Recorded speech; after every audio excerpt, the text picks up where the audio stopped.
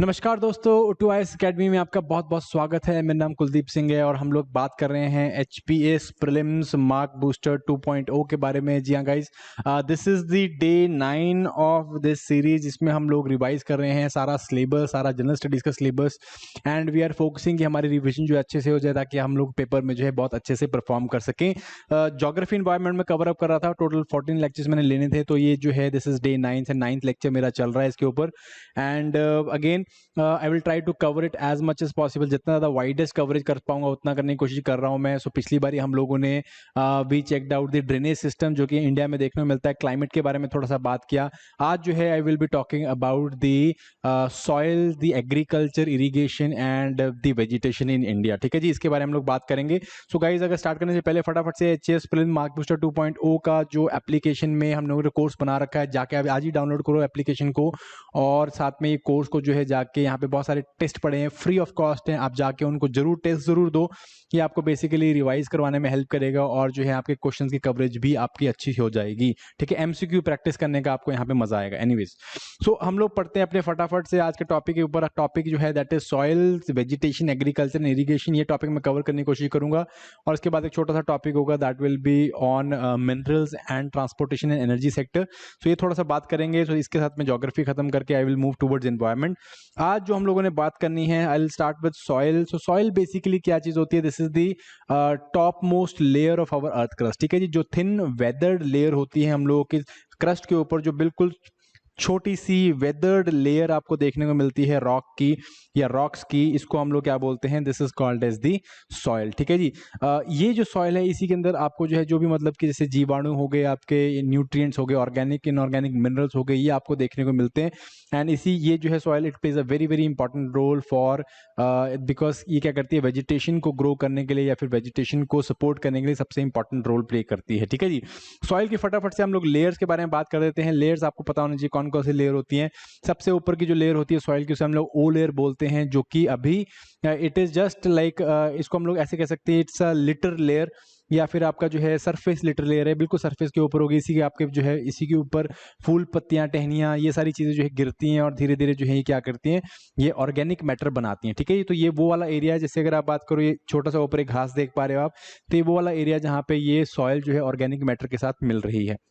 इसके नीचे जो है आपको मेन प्रोफाइल देखने में मिलती है सॉइल की। ये जो है मेन लेयर है, this is called as top layer.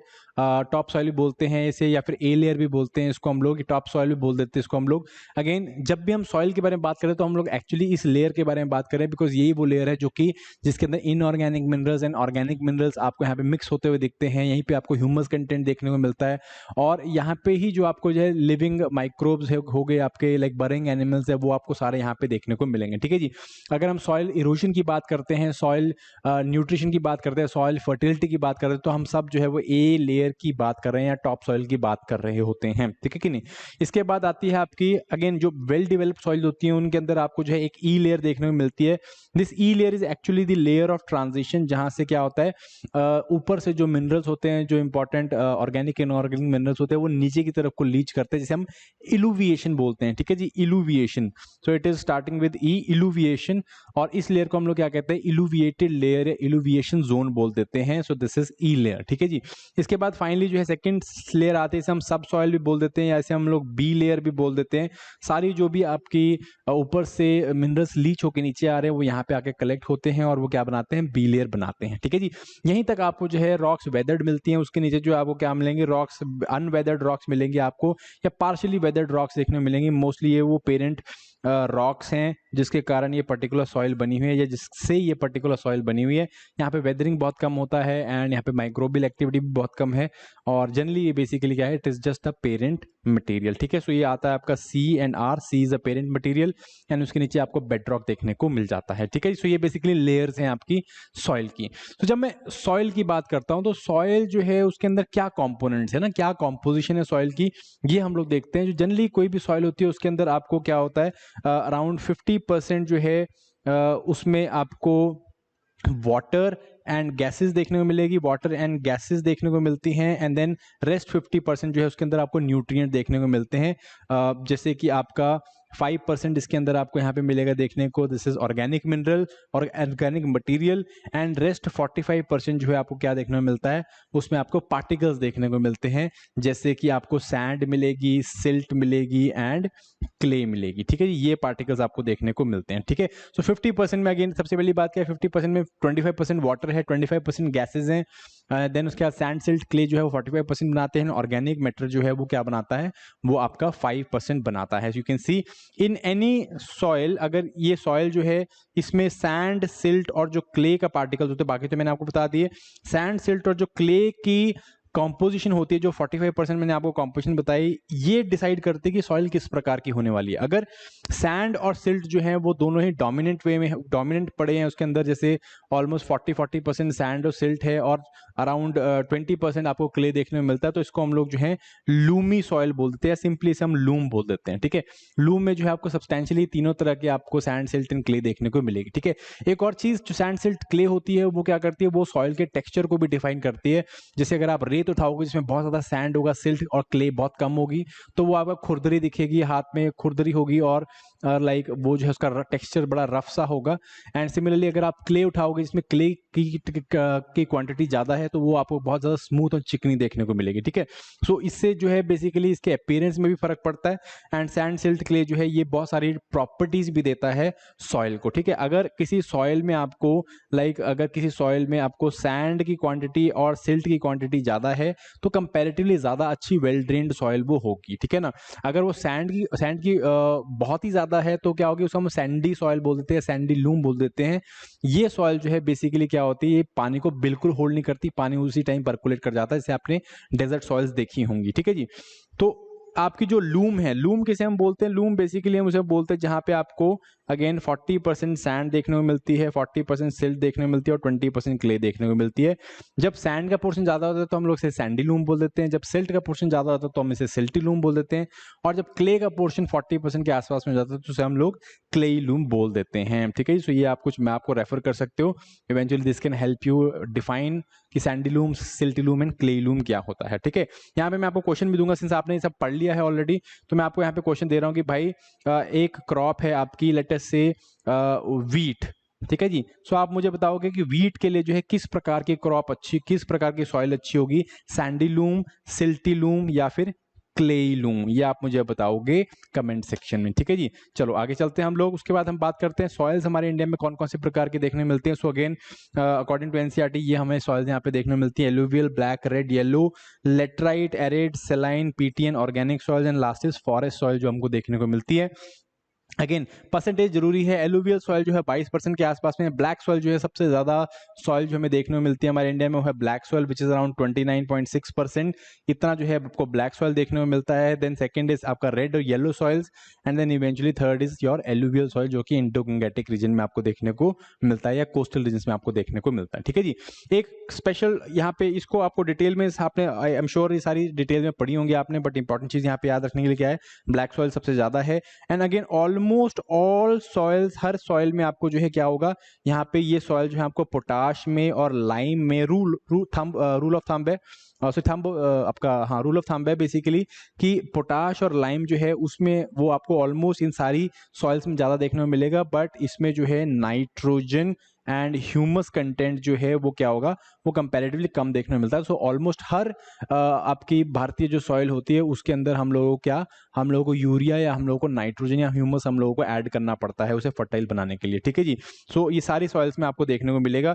PT and organic and forest soils में आपको ह्यूमस कंटेंट कंपैरेटिवली ठीक देखने को मिलता है क्योंकि वेजिटेशन काफी होती है इसके आसपास में, एंड दैट इज वाई ये सॉइल जो है ऐसी जिनके अंदर ह्यूमस आपको देखने को मिल जाता है। ठीक है, बट मोस्ट ऑफ देम इसमें क्या मिलेगा आपको, पोटाश लाइम देखने को मिल जाएगा, बट नाइट्रोजन जो है वो ज्यादा देखने को नहीं मिलेगा। ओके जी, सो अगेन और कुछ छोटी छोटी चीजें बात कर लेते हैं। अगेन लेटराइटिक सॉइल जो है, एलुवियल सॉइल आपको कहाँ पे मिलती है, बेसिकली सेडिमेंट जहाँ पे डिपॉजिट होते हैं, जहाँ पे रिवर फ्रेश सेडिमेंट्स लेके आते हैं वहाँ पे एलुवियल सॉइल्स बनती है। सारा Indo Gangetic and coastal regions हो गए आपके। ब्लैक सॉइल जो है ये डेक्कन में मिलती है आपको, डेक्कन सॉइल है, डेक्कन प्लेट्यू का जो लावा, जो डेक्कन जो आपका प्लेट्यू है, बसॉल्टिक प्लेट्यू है, बसॉल्ट को जो है इसकी वेदरिंग के कारण ये ब्लैक सॉइल बनी थी। एंड इन्हें हम रेगूर भी बोलते हैं, कॉटन उगाने के लिए बहुत अच्छी सॉइल्स होती हैं, सेल्फ प्लोइंग सॉइल्स भी बोल देते हैं इनको हम लोग, and they are black because of the compound called as titaniferous magnetite. ठीक है जी, इस कंपाउंड के कारण ये ब्लैक होती हैं। रेड येलो सॉइल जो है बेसिकली रेड येलो लेटराइटिक सॉइल एक ही तरह की सॉइल्स होती हैं। ये जो है सॉइल्स तब बनती है जब हॉट एंड ह्यूमिड कंडीशंस होती हैं और अल्टरनेटिव वेट और ड्राई सीजन देखने को मिलते हैं। मींस बारिशें पड़ती हैं या पहले बारिशें पड़ेंगी फिर ड्राई सीजन आएगा, बारिशें पड़ेंगी ड्राई सीजन आएगा। अगर बारिशें कम पड़ती हैं और ड्राई सीजन ज्यादा रहता है तो रेडिश या येलोइश सॉइल आपको देखने को मिलती है। कंपैरेटिवली एसिडिक सॉइल्स होती हैं और आयरन ऑक्साइड काफी देखने को मिलता है इसके अंदर।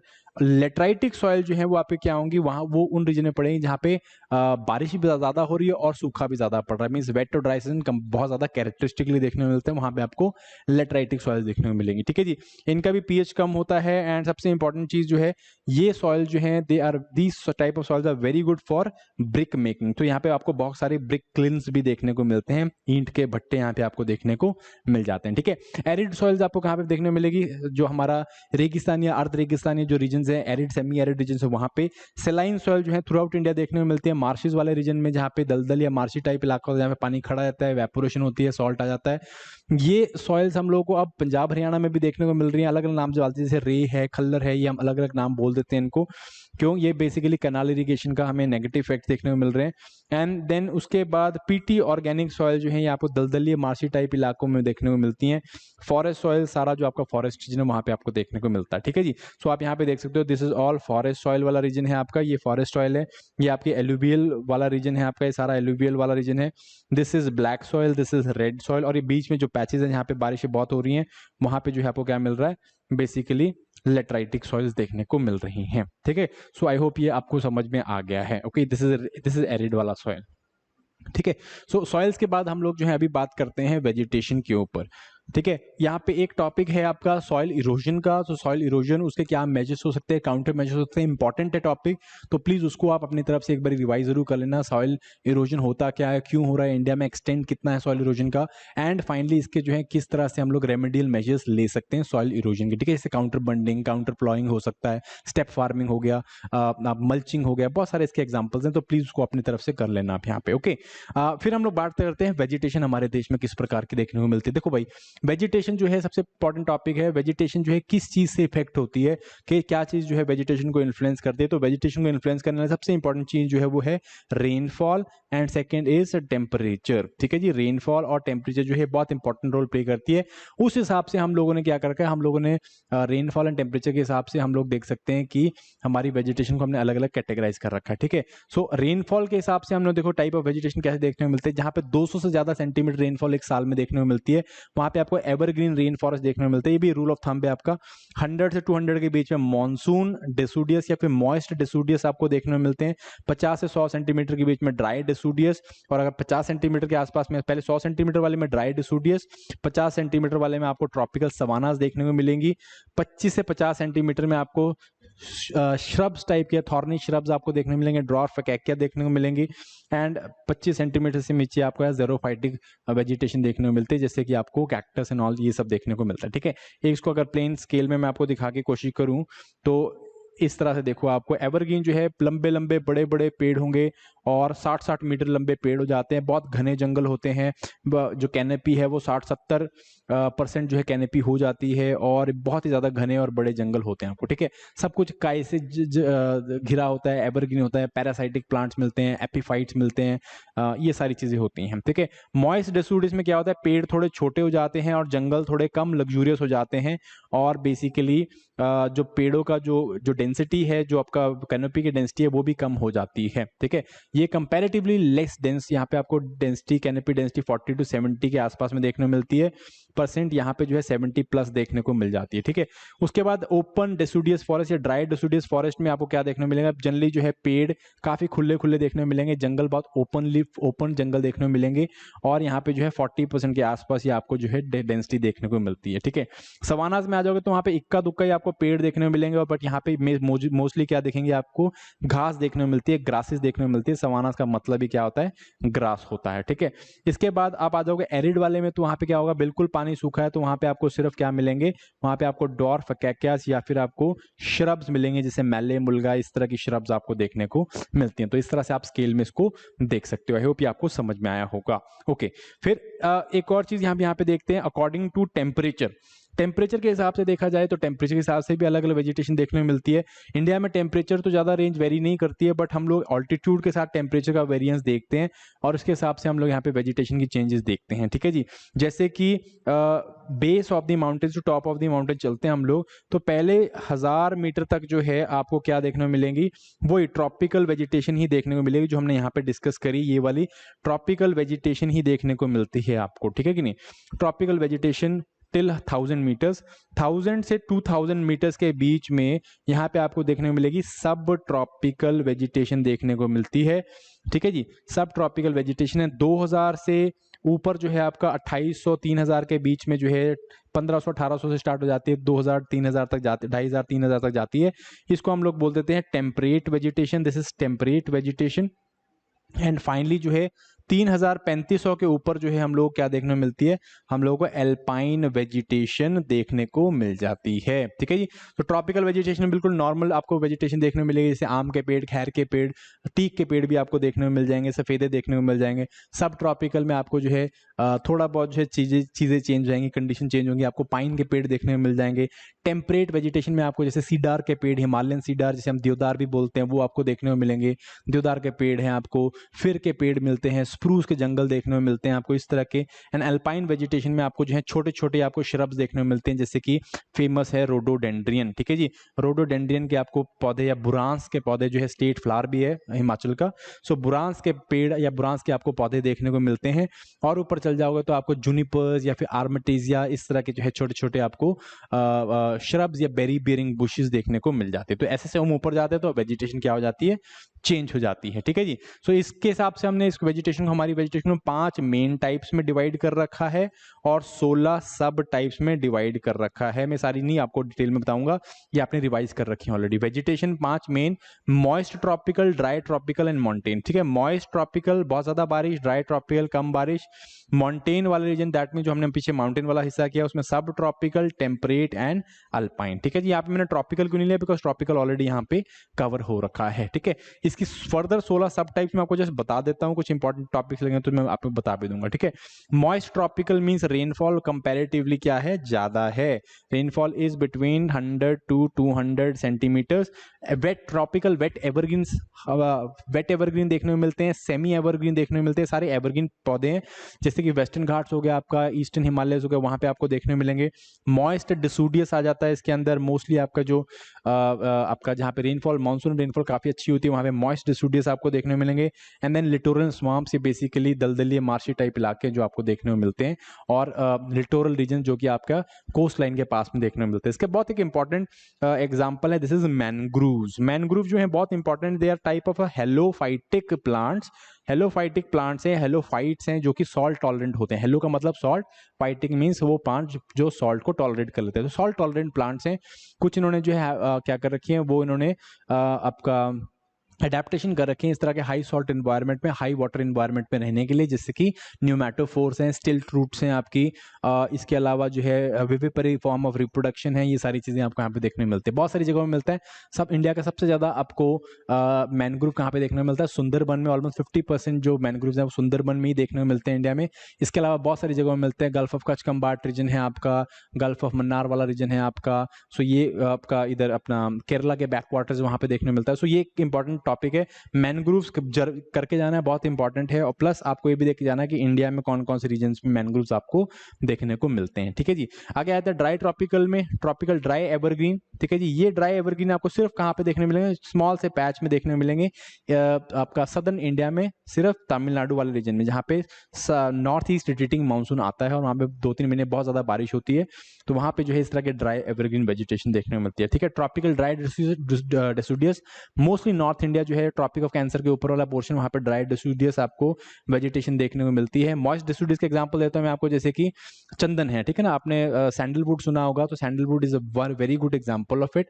एंड ट्रॉपिकल ड्राई डेसिडुअस का सबसे अच्छा एग्जांपल है टीक या सांगवान की लकड़ी, है ना, सांगवान आपने सुना होगा, तो सांगवान जो है it is one of the good examples of it. ठीक है, ट्रॉपिकल थॉर्न जो आपको अगेन रेगिस्तान में या राजस्थान वाले रीजन में आपको देखने को मिलेंगे। ठीक है, उसके बाद ये फॉरेस्ट वाले रीजन है, फॉरेस्ट में अगेन वो इस नीचे वाले रीजन में ब्रॉड लीव्ड एवरग्रीन वेजिटेशन देखने को मिलती है, इंपॉर्टेंट है आपका। सब tropical broad leaved as vegetation, ये बेसिकली आपको 1000 मीटर की हाइट में आपको देखने मिलेंगे ये पेड़, और ये पेड़ जो है क्या होता है, बड़े बड़े पत्ते वाले एवरग्रीन पेड़ होते हैं। और वेस्टर्न घाट्स में जो है इनको एक स्पेशल नाम से जाना जाता है, they are called as the Shola forest. ठीक है, शोला फॉरेस्ट इनको बोलते हैं।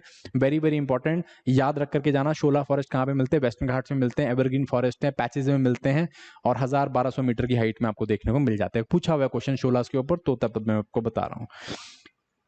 इंपॉर्टेंट चीज, सबसे ज्यादा जो है आपको फॉरेस्ट टाइप, कौन सी फॉरेस्ट टाइप देखने में मिलती है इंडिया में? तो सबसे ज्यादा फॉरेस्ट टाइप जो आपको देखने में मिलेगी इंडिया में, that is your tropical moist deciduous, 37% के आसपास में आपको देखने को मिलती है। ठीक है कि नहीं? उसके बाद ट्रॉपिकल ड्राई डिसूडियस है, एंड देन उसके बाद बाकी सारी आपको देखने को मिलती है।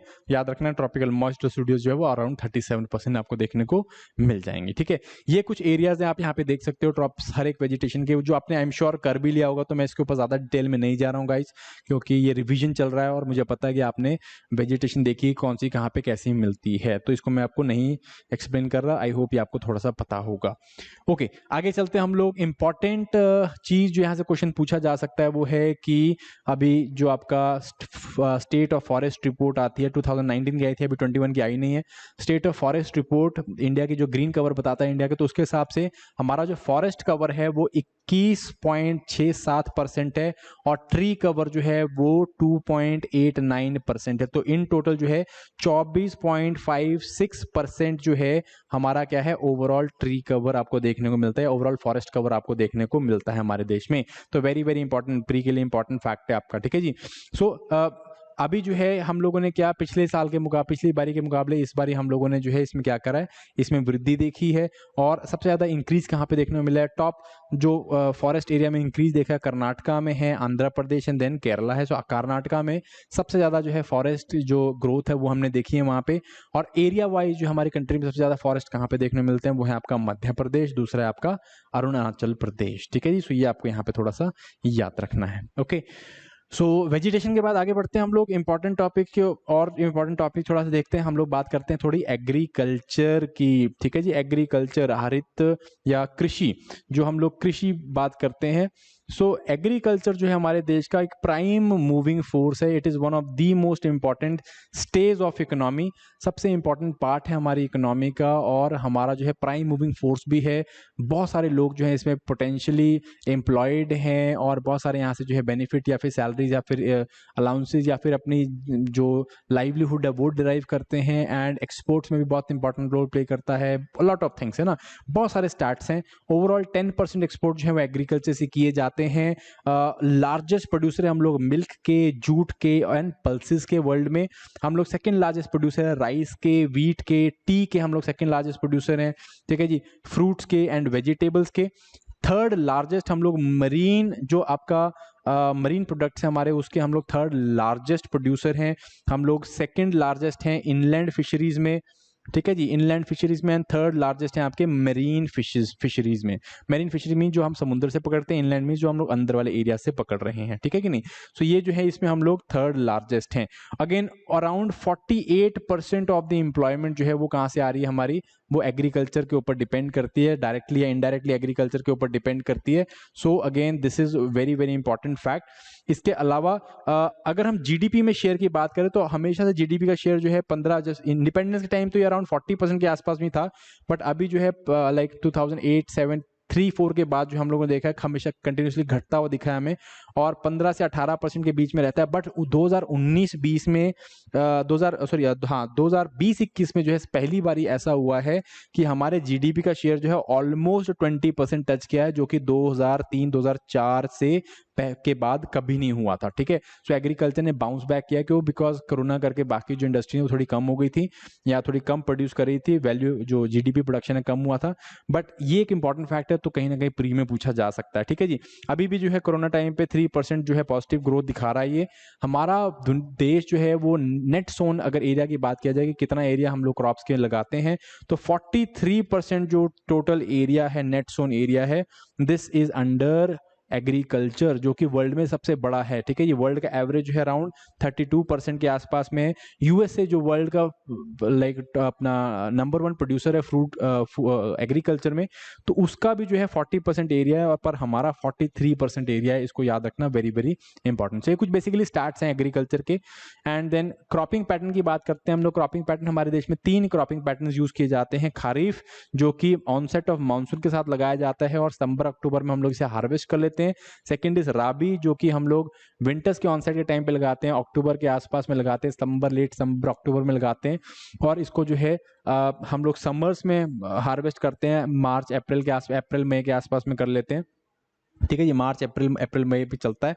देन थर्ड इज जायद, ये बहुत शॉर्ट सीजन होता है जो कि सिर्फ समर्स में टाइम चलता है, मार्च से लेके जो है प्री मानसून के टाइम तक चलता है, मार्च अप्रैल मई, ये हमारा जो है एक शॉर्ट सीजन होता है, ठीक है जी। खरीफ का एग्जांपल जैसे कि खरीफ में बेसिकली वो क्रॉप्स लगाई जाती है जिनको ग्रोथ और मैच्योरेशन, ग्रोथ आपका ग्रोथ हो गया, आपका जर्मिनेशन, ग्रोथ, मैच्योरेशन के लिए आपको वार्मर क्लाइमेट चाहिए और कंपैरेटिवली मॉनसूनल वाटर चाहिए होता है। राबी में हम लोगों को क्या चाहिए होता है, हम लोगों को जर्मिनेशन के लिए वार्म टेम्परेचर चाहिए होता है, मैच्योरेशन के वार्म टेम्परेचर चाहिए होता है, बट ग्रोथ के लिए जो है हमें कोल्ड टेम्परेचर्स चाहिए होते हैं। जायद ऐसे, जायद के लिए जो है हमें अगेन वार्म टेम्परेचर चाहिए। यहाँ पे वो क्रॉप्स उगाता है जहाँ पे वार्म टेम्परेचर चाहिए, but lots and lots of water चाहिए, ठीक है। बट पानी जो है खड़ा नहीं होना चाहिए बिल्कुल।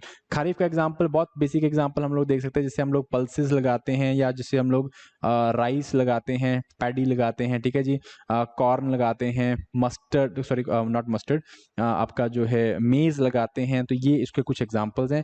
राबी में भी जो है हम लोग क्या लगाते हैं, बहुत सारी पल्सेस लगाते हैं, पल्सेस यहाँ पे भी उगाई जाती हैं।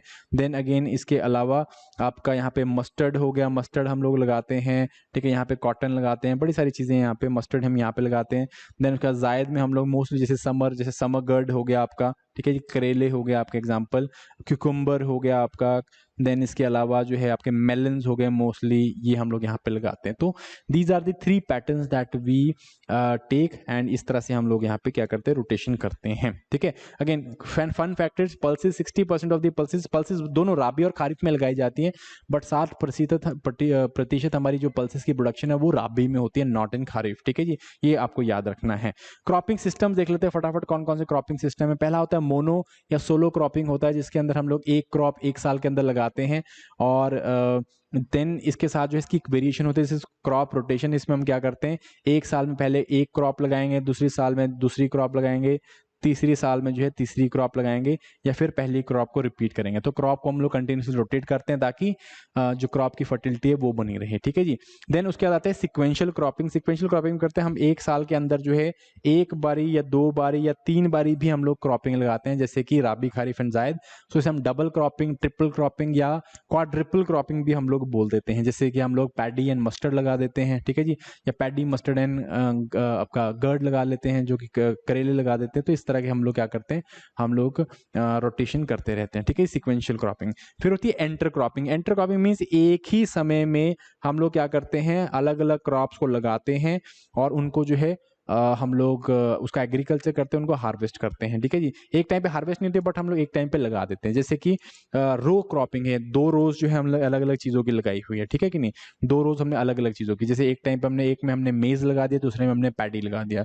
तो इस तरह से जो है हम लोग क्या करते हैं, इसकी क्या करते हैं, हम लोग इसका साथ साथ में इंटरक्रॉपिंग कर देते हैं, ठीक है। रोज में कर सकते हैं, स्ट्रिप्स में करते हैं, कुछ पैच हमने एक का लगा दिया, कुछ पैच एक का लगा दिया, और फिर हम लोगों ने मिक्स्ड भी करते हैं, जिसमें हमने कोई ऐसा पैटर्न नहीं यूज करते हैं, या फिर रिले क्रॉपिंग करते हैं, जिसमें एक क्रॉप लगा देते हैं और फिर थोड़े टाइम बाद दूसरी क्रॉप लगाते हैं, और फिर जो है जब पहली क्रॉप को काट देते हैं तब हम फिर दोबारा दूसरी क्रॉप लगाते हैं। तो ऐसे कंटिन्यूसली हम लोग क्या करते हैं, किसी न किसी चीज को हार्वेस्ट कर रहे होते हैं, किसी न किसी चीज को लगा रहे होते हैं। एक नया फॉर्म ऑफ क्रॉपिंग हम लोग देखते हैं, this is vertical cropping. Vertical cropping हम लोग क्या करते हैं, इस तरह के बड़े वर्टिकल रैक्स को यूज करते हैं हम लोग, और इसके अंदर हम लोग क्या करते हैं, हम लोग फार्मिंग करते हैं। इसमें हम पूरा हॉरिजॉन्टल लैंड कवर नहीं करते, हम वर्टिकल लैंड कवर करते हैं, तो कम एरिया में हम लोग ज्यादा प्रोडक्टिविटी निकाल पाते हैं, ठीक है। मॉडर्न मेथड है फार्मिंग का, वर्टिकल फार्मिंग, जिसमें हम लोग जो है सॉइल मीडियम या सॉइल मीडिया हम लोग यूज करते हैं, या आपका प्रोपेगेटिंग मीडिया हम लोग यूज करते हैं, न्यूट्रिशन मीडिया यूज़ करते हैं। तो बहुत सारी चीज़ें हम लोग यहाँ पे ऐसे यूज़ करते हैं जिसके कारण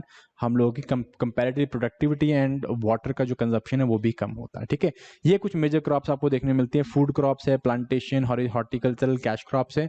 सबसे ज़्यादा जो है हमारे देश में food crops almost 60% of the total net sown area जो हमारा फूड क्रॉप्स के ऊपर आता है। राइस, व्हीट, मेज, मिलेट्स, पल्सेस, ये जो है इसके अंदर आपकी आ जाती हैं। ठीक है, अगेन इंपॉर्टेंट थिंग इज कि आपको मेजर जो क्रॉप्स हैं उनकी जो है किस तरह की कंडीशंस उनको चाहिए होती है ग्रोथ जर्मिनेशन के लिए, वो थोड़ा सा आपको पता होना चाहिए। कितना रेनफॉल, कितना टेम्परेचर चाहिए होता है, पूछ लिया जाता है कई बार। कॉटन के ऊपर बहुत बारी पूछा हुआ है। ठीक है, कुछ इंपॉर्टेंट बता दो, कॉटन के ऊपर कर जाओ, शुगर केन के ऊपर कर जाओ, तो ये इंपॉर्टेंट जो एरियाज हैं इनके ऊपर करके जाओ, राइस के ऊपर करके जाओ। ठीक है, सो ये सारी चीजें आपको थोड़ी सी पता होनी चाहिए। ठीक है, इसके बाद प्लांटेशन क्रॉप्स हैं। प्लांटेशन क्रॉप्स में आपके जनरली जो है आपका टी एंड इस तरह की चीजें आती हैं। प्लांटेशन क्रॉप्स में मोस्टली जैसे आपका टी आ गया, कॉफी आ गई आपकी, या इसके रबर आ गया। ठीक है, रबर हमारे देश में जो है we are 5th largest producer of natural rubber. Kerala इसमें जो है आगे लीड करता है। तो इस तरह की आपको प्लांटेशन क्रॉप्स मिलेंगे। कैश क्रॉप में जैसे कॉटन हो गया, आपका जूट हो गया, sugar cane, tobacco, oil seeds हो गए। हॉर्टिकल्चर में बेसिकली फ्रूट्स, वेजीज, ये सारी चीजें हम लोग यहाँ पे उगाते हैं। ठीक है, very very important.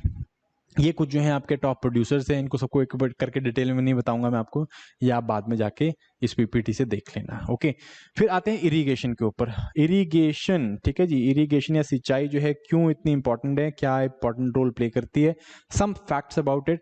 Irrigation intensity almost 48% के आसपास है। मीन्स अगर 100 एकड़ हम लोग लैंड को हम लोग जोत रहे हैं, एग्रीकल्चर कर रहे हैं उसके ऊपर, तो 48% में जो है, या 48 एकड़ में जो है वहां पे इरिगेशन की फैसिलिटी अवेलेबल है। सो अभी भी 50% एरिया ऐसा है जहां पे रेन फेड जो है एग्रीकल्चर किया जाता है, कि बारिश के ऊपर डिपेंडेंट रहा जाता है। मैक्सिमम इरिगेशन कवरेज कहाँ पे देखने को मिलती है? पंजाब 92%, हरियाणा 85%, उसके बाद यूपी, बिहार आता है। देन मैक्सिमम इरिगेशन एरिया, अगर एरिया की बात करें तो उसमें यूपी और मध्य प्रदेश आपको पहले और दूसरे स्थान पे देखने को मिल जाता है। ठीक है, क्रॉप वाइज कवरेज देखने की बात करें तो शुगर केन जो है 94% जितनी भी शुगर केन लगाई जाती है उसको इरिगेशन की फैसिलिटी मिलती है। वीट को जो है 91% है, एंड देन उसके बाद जो है फिर barley, rapeseed, mustard, and then उसके बाद राइस आता है। पल्सेस को सिर्फ जो है 16% ही आपका जो है इरिगेशन मिलती है। मीन 100 एकड़ में अगर पल्सेस लगाई तो सिर्फ 16 एकड़ में पल्सेस में वहां पे जो है इरिगेशन की फैसिलिटी अवेलेबल है। ठीक है जी, so mainly rain fed areas में उगाया जाता है। क्यों? बिकॉज इसकी जो प्रोडक्टिविटी कंपैरेटिवली कम है एंड रिन्यूमरेशन कम मिलता है। तो जो फार्मर्स हैं वो राइस या वीट उगाना ज्यादा पसंद करते हैं। क्यों? बिकॉज उनका एमएसपी भी मिलता है, एमएसपी भी ज्यादा है एज कम्पेयर टू आपका दैट अपना पल्सेस से, एंड प्रोडक्टिविटी भी ज़्यादा है, सो कंपैरेटिवली ज़्यादा पैसे मिल जाते हैं। ठीक है, अगर एवरेज कंपेयर करूं, राइस का जो है प्रोडक्टिविटी हमारे देश में 10,000 किलो प्रति एकड़ भी आ जाता है। पंजाब में आता है ये, ठीक है, ये 9,000, 8, 9,000, 9,000, 10,000 पहुंच जाता है। जबकि पल्सेस का मैक्सिमम जो हमारा प्रोडक्टिविटी है वो 800 किलो प्रति एकड़ है, सो प्रति हेक्टेयर है। So again this is very very less as compare to rice and wheat and all these. So इस करके हम लोग इन्हें यूज करते हैं। ठीक है, ये एनीवेज आगे आते हैं। मेन इरिगेशन टाइप्स हमारे पास कौन से हैं? वेल्स एंड ट्यूबवेल्स आपको मिलते हैं, यूब ज्यादा हो गया है इसमें। कैनाल इरिगेशन है, टैंक इरिगेशन है, उसके बाद मिसलिनियस में जैसे ट्रेडिशनल इरिगेशन हम लोग यूज करते हैं, जैसे कि डिंगलीज हम लोग यूज करते हैं, पर्शियन व्हील हम लोग यूज करते हैं पुरानी जगहों में। अब and then modern methods like micro irrigation, जिसमें हम लोग drip irrigation and sprinkler irrigation, इन जैसे सिस्टम्स को हम लोग यूज करने लगे हैं, ड्रिप एंड स्प्रिंकलर इरिगेशन। ठीक है, अगेन टोटल जो इरिगेशन का मैं बात करूं तो 62% जो भी इरिगेशन है it is coming from wells and tubewells, 62% के आसपास में आ रहा है। और हम लोग बहुत ज्यादा जो है मॉडर्न जो ट्यूबवेल्स लगा के बहुत ज्यादा पानी नीचे से ग्राउंड वाटर से एक्सट्रैक्ट करते हैं। मैटर फैक्ट, हम दुनिया में सबसे ज्यादा ग्राउंड वाटर यूज करने वाले देश हैं, तो ये बहुत बड़ा एक फैक्ट है। और most of it is used in agriculture. ठीक है जी, एग्रीकल्चर में ही किया जाता है। सो वेल्स एंड ट्यूबवेल्स ये एक इंपॉर्टेंट एस्पेक्ट है। 62%। कैनाल जो है पहले 40% के आसपास में होता था इरिगेशन में, अभी जो है 25% रह गया है। सो हम लोग क्या करते हैं, हम लोग कैनाल्स बनाते हैं, जैसे आपको पता होगा इंदिरा गांधी कैनाल, बहुत सारे इस तरह के कैनाल्स हम लोगों ने लगाए हैं, सो दैट हम क्या कर सकें, हम पानी को हाइड्रो इलेक्ट्रिक प्रोजेक्ट जो आपके रिजर्वोयर्स है वहां से हम लोग कहाँ पे खेत तक लेके आ सके। ठीक है जी, टैंक्स अगेन सिर्फ 3 या 4% ही आपको टैंक्स टैंक्स का इरीगेशन देखने को मिलता है, और ये जनरली आपको पेनिनसुलर इंडिया में देखने को मिलता है। क्यों? बिकॉज वहाँ पे हार्ड रॉक्स मिलती हैं, पानी को वहाँ पे जो है ज़्यादा मतलब एफर्ट ना लगा के हम लोग वहाँ पे पॉन्ड्स बना के पानी को स्टोर कर सकते हैं, पानी नीचे ज़मीन के नीचे सीप नहीं करता है, एंड ईजिली जो है यहाँ पे किया जा सकता है। यहाँ पे जो नेचर ऑफ लैंड होल्डिंग है ये भी दूर दूर है, तो यहाँ पे टैंक्स बनाने का मतलब भी निकलता है। ठीक है, सो वेल्स, ट्यूबवेल्स एंड आपका जो कैनाल्स हैं ये क्या है आपके, ये आपके ट्रेडिशनल मेथड्स ऑफ इरिगेशन में आ जाता है। ठीक है, लाइक कंपैरेटिवली जो पुराने मेथड्स हैं और इनकी एफिशिएंसी जो है it is very very less, right. Only 20 to 30% efficiency निकल के आती है, water use efficiency and productivity efficiency. इसलिए हम लोग माइक्रो इरिगेशन यूज करना स्टार्ट करके sprinkler and drip irrigation use करते हैं। इसमें जो एफिशिएंसी है वाटर की वो ऑलमोस्ट 70% के आसपास में है, और ओवरऑल अगर एफिशिएंसी की बात करें तो it is 90% more efficient than the wells, tubewells and canals. ठीक है जी, तो आपको एक काम करना है जाके घर पे कि आपको वेल्स कहाँ लगते हैं, कैनाल्स कहाँ लगते हैं, टैंक्स कहाँ लगते हैं, ये आपको देखना है कौन से एरियाज में लगते हैं, किन एरियाज में दे आर मोर सूटेड, और इनकी कंडीशंस को आपको जान के रखना है। ठीक है जी, तो you can see this region again, this is आपका ट्यूबवेल वाला रीजन, ट्यूबवेल डाइवर्सिफिकेशन या ट्यूबवेल डिस्ट्रीब्यूशन इन इंडिया। तो आप देख सकते हो पूरा नॉर्थ इंडिया आपका, राजस्थान मध्य प्रदेश वाला रीजन है, पंजाब हरियाणा रीजन है, वेस्टर्न उत्तर प्रदेश वाला रीजन है, थोड़ा बहुत महाराष्ट्र का कंसंट्रेशन है। यहाँ पे आपको बहुत ज्यादा ट्यूबवेल्स देखने को मिल रहे हैं। ठीक है जी, लार्जेस्ट ग्राउंड वाटर कंजप्शन हम लोगों की है अराउंड 230 क्यूबिक किलोमीटर हम लोगों ने ग्राउंड वाटर एक साल में खर्च करते हैं, which is almost 25% of all the water, जो ऑल दी ग्राउंड वाटर जो वर्ल्ड खर्च करता है। ठीक है जी, सो इतना ज़्यादा हम लोग यहाँ पे करते हैं। सो गाइज ये बेसिकली कुछ मेरे को आपको ओवरव्यू देना था as far as the agriculture, irrigation, soils and vegetation is concern. So I hope you like this particular lecture.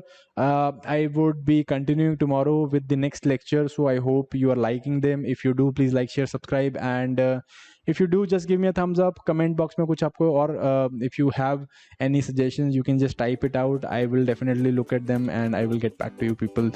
Thank you very much. All the very best and bye bye.